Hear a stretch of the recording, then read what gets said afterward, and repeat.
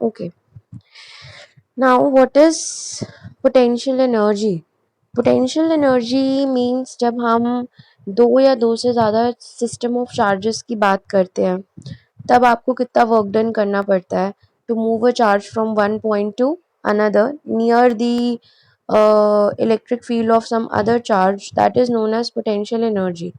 Now how do we calculate it? Suppose you are bringing a charge q1. There is a charge q1 and you are bringing that charge from infinity to a point A. This is the first situation.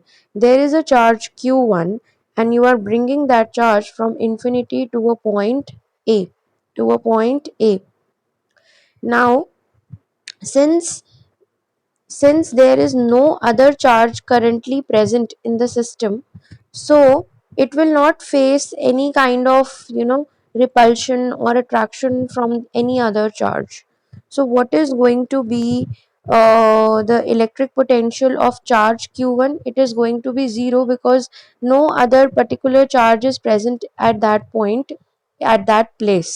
Okay हम Q1 को infinity से point A पर लेकर आ रहे हैं, ये हम अपने सिस्टम में पहला चार्ज इंट्रोड्यूस कर रहे हैं, तो ऑब्वियसली इसके ऊपर कोई पोटेंशियल एक्ट नहीं करेगा क्योंकि उस सिस्टम में ऑलरेडी कोई और चार्ज प्रेजेंट नहीं था। अब हम क्या कर रहे हैं, हम इसी सिस्टम में अब Q2 को इन्फिनिटी से एक पॉइंट B पे लेकर आ रहे हैं such that the distance between A and B is small r. Such that the distance between A and B is small r. Okay, such that the distance between A and B is small r. अब जब आप B पे Q2 को लेकर आए तो already वहां पर A पॉइंट पे Q1 था, तो ऑब्वियसली अब आपको कुछ वर्क डन करना पड़ेगा B पॉइंट पे Q2 को रोकने के लिए। तो वो जो आपका वर्क डन होगा वो किसके इक्वल होगा, Q2 into VB minus V infinity. Q2 equals to, the work done will be equals to Q2 into VB minus V infinity. ठीक है, क्योंकि दो पॉइंट्स कौन से हैं आपके जिन पे आप उस चार्ज को लेकर आ रहे हो Q2 को, that is infinity and point B. तो work done will be equals to Q2 into VB minus V infinity. ठीक है, अब अगर आप VB के बारे में यहाँ पे बात करोगे, पोटेंशियल एट पॉइंट B किसकी वजह से है, जो चार्ज आपने A पे रखा हुआ है एट अ डिस्टेंस R, जो पॉइंट B पे पोटेंशियल है वो किसकी वजह से है, जो चार्ज आपने कहाँ पे रखा हुआ है, पॉइंट A पे रखा हुआ है which is at a distance R from point B. तो जब आप वर्क डन को लिखेंगे Q2 into VB minus V infinity, तो वर्क डन हो जाएगा आपके पास Q2 into VB, और VB को आप क्या लिख सकते हैं, Q2 into K Q1 upon R. मतलब आप Q2 को Q1 के पोटेंशियल में लाने के लिए वर्क डन कर रहे हो, और वो वर्क डन जो है वो उसकी पोटेंशियल एनर्जी के फॉर्म में स्टोर हो रहा है। तो पोटेंशियल एनर्जी होगी आपके पास K Q1 Q2 upon R। Potential energy कितनी होगी आपके पास, K Q1 Q2 upon R। अब आपके दिमाग में आ रहा होगा मैम फिर पोटेंशियल और पोटेंशियल एनर्जी में क्या डिफरेंस हुआ, पोटेंशियल और पोटेंशियल एनर्जी में ये डिफरेंस हुआ, पोटेंशियल में आप सिर्फ इन्फिनिटी से एक पॉइंट में आते हो, ठीक है, और आपका जो पोटेंशियल होता है वो होता है K Q by R due to already present charge there. अब यहाँ पे आपने क्या किया, पहले आप Q1 को इन्फिनिटी से कहाँ लेकर आए, एक पॉइंट A पे लेकर आए, ठीक है। अब Q1 ने वहां पे एक पोटेंशियल क्रिएट कर दिया K Q1 अपॉन R, जब आप Q2 को एक पॉइंट B पे लेकर आए which is at a distance R। मतलब जो ये चार्ज Q2 है जिसे आप पॉइंट B पे लेकर आ रहे हैं उसको ये पोटेंशियल फेस करना पड़ेगा जब वो एट अ डिस्टेंस R आएगा फ्रॉम दिस चार्ज Q1। तो जब आप इसका वर्क डन लिखते हैं तो वर्क डन हो जाएगा Q2 into VB minus V infinity. V infinity is 0, so Q2 into VB. Now, what is the potential at point B? The potential at point B is due to the charge Q1 which is present at point A, that is KQ1 upon R. So, this work done is stored in the form of potential energy, and the value of potential energy is KQ1 Q2 upon R. Now, if a system is having an point charges, तो अब आप इसका हिसाब देखो, आपको ये बहुत अच्छे से समझ में आना चाहिए, क्योंकि please expect a numerical from this topic in every exam, in every CBSE board exam, expect a numerical. अब देखो, सपोज आपके पास सिस्टम ऑफ 3 चार्जेस है, ये बहुत इंटरेस्टिंग है। सबसे पहले हमने क्या किया, हम Q1 इन्फिनिटी पे था, हम Q1 को उठा के एक पॉइंट पे लेकर आए ए पे, हमने ए पे किसको लाके रख दिया, Q1 को लाके रख दिया। तो ऑलरेडी वहां पे कुछ भी प्रेजेंट नहीं था, तो जो Q1 का वर्क डन था वो कितना हो गया, 0 हो गया, क्योंकि वहां पे कुछ था ही नहीं उसको अट्रैक्ट या रिपेल करने के लिए। तो उसके ऊपर हमें कोई वर्क डन नहीं करना पड़ा, और हम Q1 को डायरेक्टली कहाँ से कहाँ ले आए, हम Q1 को डायरेक्टली इन्फिनिटी से पॉइंट ए पे ले आए। ठीक है, अब आपने क्या किया, अब आप एक चार्ज Q2, एक चार्ज आपका है Q2 जो कहाँ पर है, इन्फिनिटी पे, उसको उठा के आप कहाँ ले आए, एक पॉइंट बी पे ले आए, उसको उठा के आप कहाँ ले आए, एक पॉइंट बी पे ले आए, such that the distance between A and B is R12। अब Q2 जब पॉइंट B पे आया तो ऑलरेडी उससे R12 के डिस्टेंस पे कौन बैठा हुआ था, चार्ज Q1 बैठा हुआ था।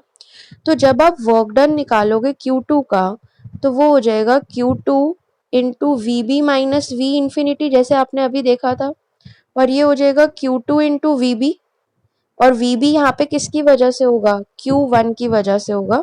तो ये हो जाएगा Q2 into KQ1 upon R12। Means जो चार्ज Q2 आप लेकर आए, ऑलरेडी वहां पे Q1 था, कितने डिस्टेंस पर, R12 के डिस्टेंस पे। तो जो Q2 को लाने में आपको वर्क डन करना पड़ा, वो किसके इक्वल हो गया, Q2 into VB minus V infinity, V infinity तो 0 होता है, तो ये हो जाएगा Q2 into VB। Now what is the value of VB? VB is KQ1 upon R. So if you will write the complete formula, it will be KQ1 Q2 upon R. Work done will be KQ1 Q2 upon R. Work done will be KQ1 Q2 upon R. Now अब आप क्या कर रहे हो, अब आप एक तीसरा चार्ज Q3 इसी सिस्टम में इन्फिनिटी से एक पॉइंट सी पे लेकर आ रहे हो। अब आपके पास 3 चार्जेस हो गए, पॉइंट ए पे Q1 है, पॉइंट बी पे Q2 है, और अब पॉइंट सी पे Q3 है। Q1 और Q2 के बीच में डिस्टेंस R12 है, Q1 और Q3 के बीच में डिस्टेंस R13 है, एंड Q2 एंड Q3 के बीच में जो डिस्टेंस है वो R23 है। ठीक है, अब जब Q3 सिस्टम में इंट्रोड्यूस हुआ, तो वहां पे एक नहीं, वहां पे दो चार्जेस थे, Q2 एंड Q1। तो जब आप इसका वर्क डन निकालेंगे, तो आपको इन दोनों की वजह से एक प्रॉब्लम फेस करनी पड़ेगी, एक पोटेंशियल फेस करना पड़ेगा। तो आप क्या लिखेंगे, work done to bring a charge Q3 from infinity to point C is Q3 into Vc minus V infinity। अब V infinity हो गया यहाँ पे 0, तो ये हो गया आपके पास Q3 into Vc।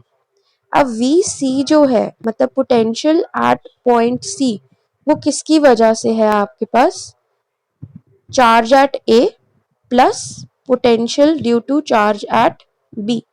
क्योंकि जब आपने थर्ड चार्ज इंट्रोड्यूस किया, तो ऑलरेडी वहां पर ए और बी पे 2 चार्जेस थे, तो वो भी अपना कुछ अट्रैक्शन या कुछ रिपल्शन इसको शो करेंगे, जिसके अगेंस्ट आपको कुछ वर्क डन करना पड़ेगा।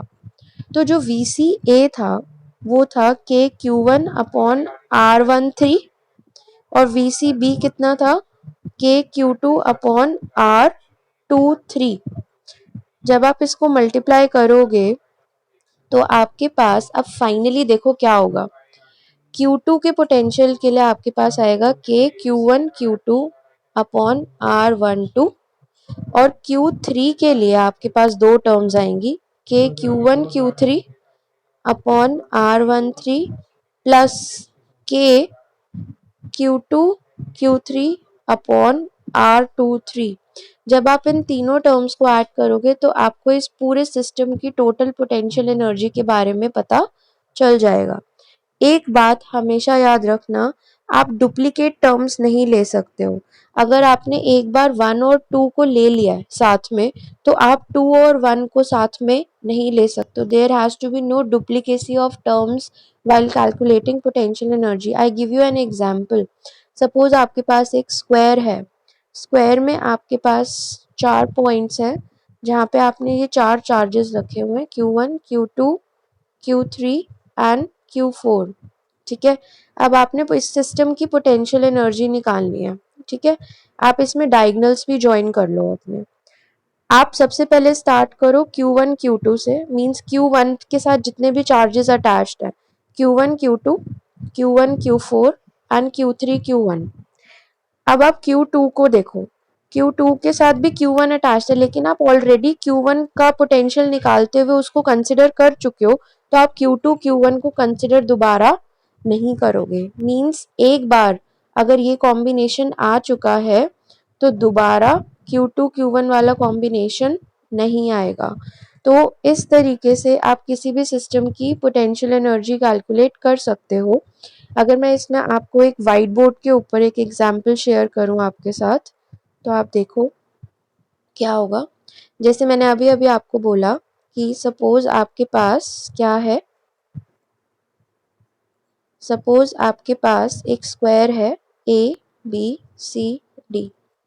यहाँ पे Q1 है, यहाँ पे Q2 है, यहाँ पे Q3 है और यहाँ पे Q4 है।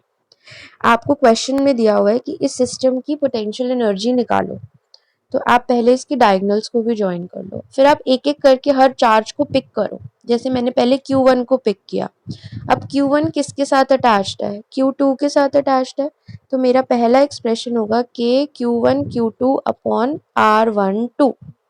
अब देखो Q1 और किसके साथ अटैच्ड है, Q1 Q4 के साथ अटैच्ड है, तो मेरा सेकंड एक्सप्रेशन होगा K Q1 Q4 R14। अब Q1 और किसके साथ अटैच्ड है, Q1 Q3 के साथ भी अटैच्ड है, तो मेरा नेक्स्ट एक्सप्रेशन क्या होगा, K Q1 Q3 upon R13। K Q1 Q3 upon R13।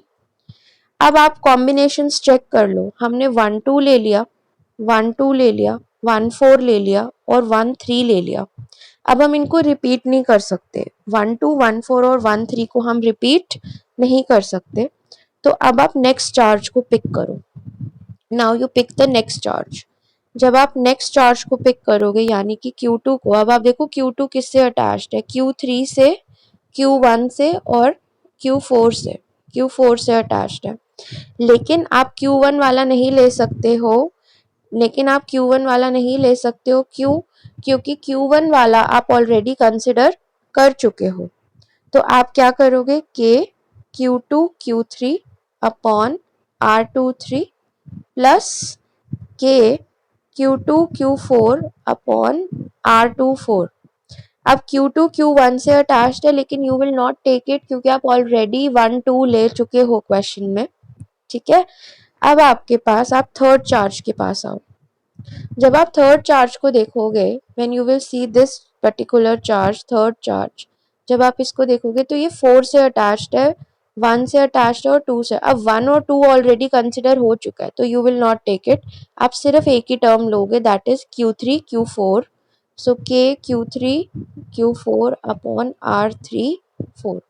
तो जो आपका फाइनल एक्सप्रेशन आएगा ना, उसमें एक आएगा Q1 Q2 वाला टर्म, एक आएगा Q1 Q3 वाला टर्म, एक आएगा Q1 Q4 वाला टर्म, एक आएगा Q2 Q3, एक आएगा Q2 Q4 और एक आएगा Q3 Q4 वाला term.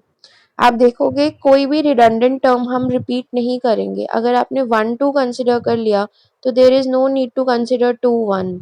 no redundant terms while calculating the potential energy of any system.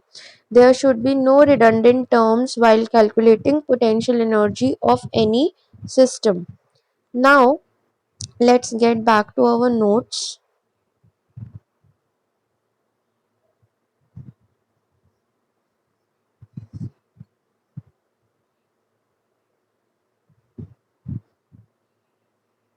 Okay,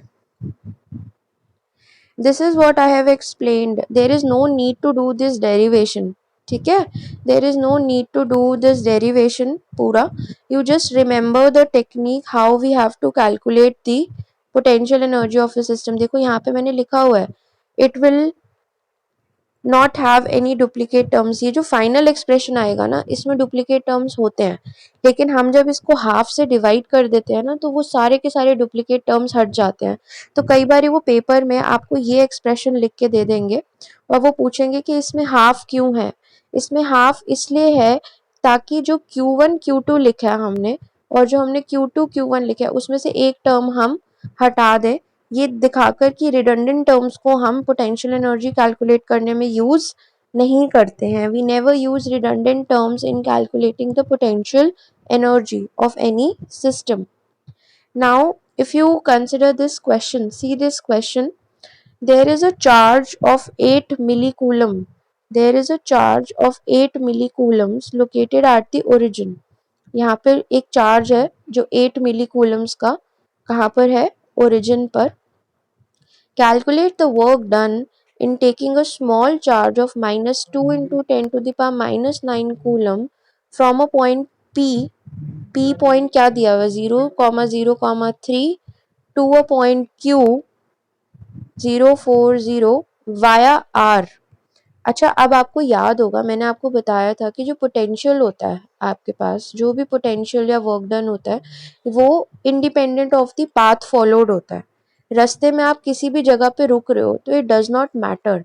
हमारे लिए मैटर सिर्फ क्या करता है, आपका इनिशियल पॉइंट गिवन है P, दैट इज 0,0,3, और जो आपका फाइनल पॉइंट गिवन है Q, दैट इज 0,4,0. हमारे लिए सिर्फ इतनी चीज मैटर करती है कि आप P से कहाँ पे जा रहे हैं, आप Q पे जा रहे हैं. आप P से कहाँ पे जा रहे हैं, आप Q पे जा रहे हैं. ठीक है.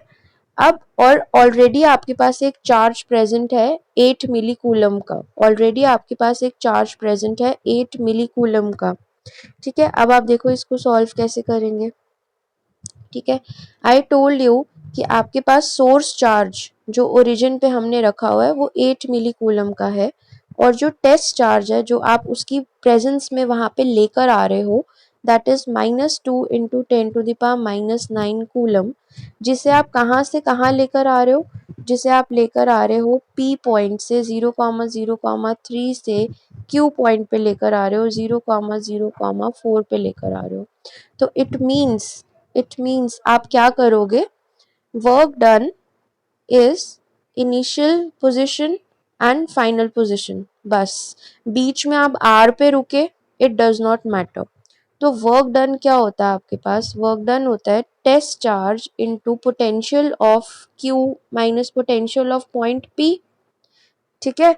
वर्क डन क्या होता है, वर्क डन होता है जिस चार्ज को आप लेकर आ रहे हो into potential of the 2 points को जब आप सब्ट्रैक्ट कर देते हो, क्योंकि आपने एक पॉइंट से दूसरी जगह पे जाना है. ठीक है. अब जो Q और P पे पोटेंशियल है वो किसकी वजह से है, जो वहां पे सोर्स चार्ज 8 मिलीकूलम का जो सोर्स चार्ज वहां पे बैठा हुआ है ओरिजिन पे Q और P पे, उसकी वजह से पोटेंशियल है. अब आपको पता है P पॉइंट कहाँ पर है, 0,0,3 पे. तो डिस्टेंस कितना गिवन है, इनडायरेक्टली आपको 3 गिवन है. ठीक है. और Q पॉइंट कहाँ पर है, 0,4,0 पे. तो इनडायरेक्टली आपको डिस्टेंस कितना गिवन है, 4 गिवन है. तो जो पॉइंट जैसे अगर आप देखो KQ अपॉन OQ, ये पोटेंशियल होगा टेस्ट चार्ज का एट पॉइंट Q. और अगर आप लिखोगे KQ अपॉन OP, तो ये पोटेंशियल होगा एट अ पॉइंट P. ये कहाँ पे होगा potential, at a point P.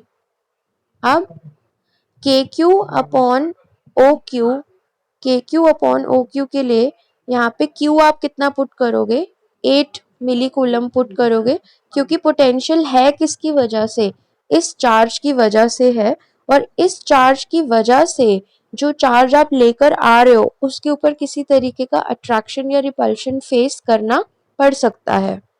तो बच्चे आपके पास वर्क डन हो गया Q not into we Q minus V P, and Q not की वैल्यू आपको गिवन है -2 × 10⁻⁹, और वी क्यू को आप लिख सकते हो K Q upon O Q minus K Q upon O P. और ये सारे वैल्यूज आपको पता है, के आपको पता है क्या है, क्यू की वैल्यू आपको 8 मिली कूलम्स गिवन है, और ओ क्यू आपको 4 गिवन है, सेंटीमीटर में गिवन है तो 10⁻⁻² हो जाएगा, और ओ पी आपको कितना गिवन है 3 × 10⁻²। Now I share a whiteboard with you and explain it to you again. Situation is कि आपके पास ओरिजिन पर एक चार्ज है 8 मिली कूलम का, ठीक है, which is the source charge जो ऑलरेडी वहां पे प्रेजेंट है। आप एक चार्ज -2 × 10⁻⁹ कूलम का एक चार्ज पहले एक पॉइंट P पे लेकर आते हो, फिर उसको P से R पे लेकर आते हो, फिर R से आप उसको Q पे लेकर आते हो, ठीक है। P के जो कोऑर्डिनेट्स हैं वो 0,0,3 है, और Q के जो कोऑर्डिनेट्स हैं वो 0,4,0 है। आपको निकालना है वर्क डन।